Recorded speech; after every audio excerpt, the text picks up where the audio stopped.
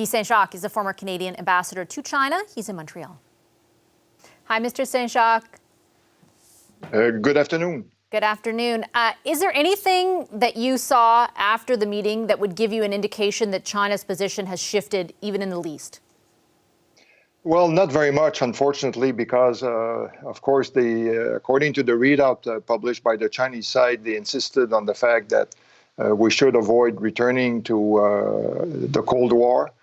They continue to blame the U.S. and NATO for what's happening, and they say that to resolve the issue, it would be important that NATO and the United States speak with Russia. But apart from that, also I think it's one of the first time where they talk about the damage that the sanctions are doing to global trade flows, and they say that sanctions punish the people, and therefore they should not be used. They have also alluded to the fact that they will provide humanitarian assistance to Ukraine, but overall, not a lot of movement there. And continues to describe what's going on as a crisis in Ukraine, but not using the word war, not using the word invasion, which is something the White House and Secretary of State Blinken had sort of channeled out earlier yesterday that they would have liked to see. Clearly, we didn't see that.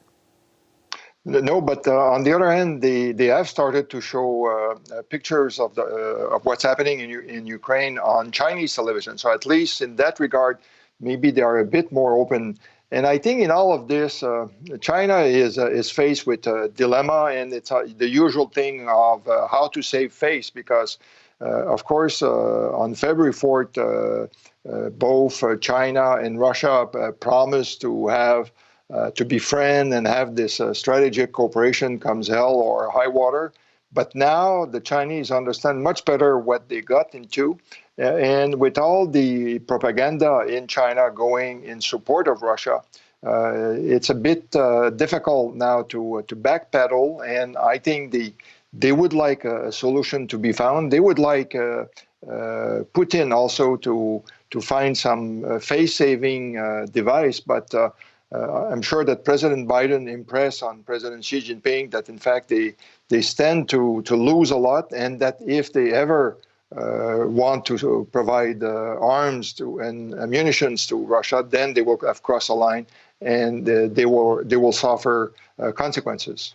Yeah, I wanted to get your take on that line specifically because there's a report from Politico saying that the EU has evidence to basically support that theory, or that concern, really, that they would be actually supplying the military in Russia. How big of a deal is that? Do you think China would go down that path?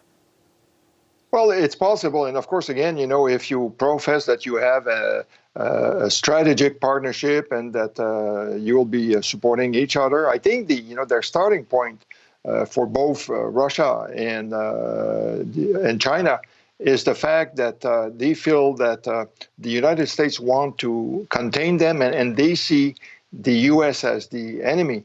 But I think that China now knows much better that they have to be careful. And I think I would not be surprised that if shipments have already taken place, because there were reports early on after the invasion that, in fact, planes were being loaded at the Beijing airport. But now they have to understand also that their economic relationship with Europe and with the United States is much more important than with Russia. Of course, they need to get wheat, barley, corn, and especially oil and gas from Russia. But they have to be very careful not to threaten the rest of their relationship. And in fact, today, when Xi Jinping raised his concerns about the impact the war is having on the global economy, well, if they were to provide ammunition and armaments to Russia,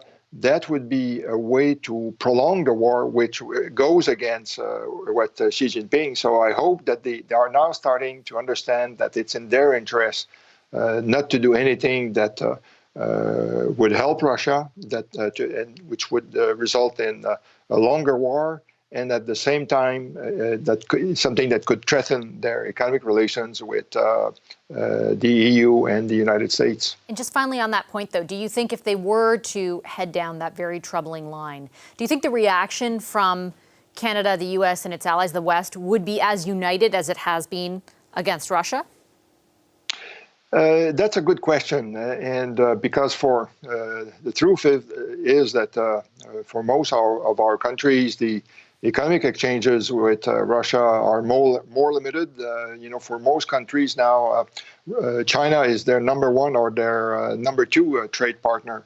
But of course, China took note of the very strong reaction of Western countries to the invasion of Ukraine. They have seen unprecedented solidarity, and they know that, in fact, this could apply to them. And so I think they will be very careful about all of this. And we know that there is a debate going on in Beijing about what would be the best outcome. So I think I hope that Western leaders will continue to ask China to intervene with Putin, and a possible solution would be to say that Ukraine will become a neutral state, and this maybe could lead to some kind of face saving for Putin. Okay, Mr. Saint-Jacques, thank you very much. Thank you. Hi, I'm Vashi Capellos, host of Power in Politics. See more of our show by subscribing to the CBC News channel or click the link for another video.